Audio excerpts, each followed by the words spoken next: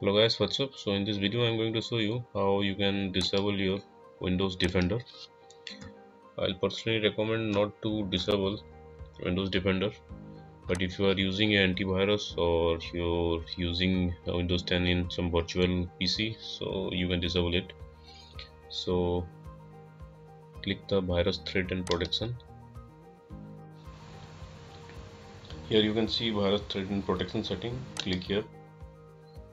Real-time protection is on. You have to make it off. You'll get this pop-up.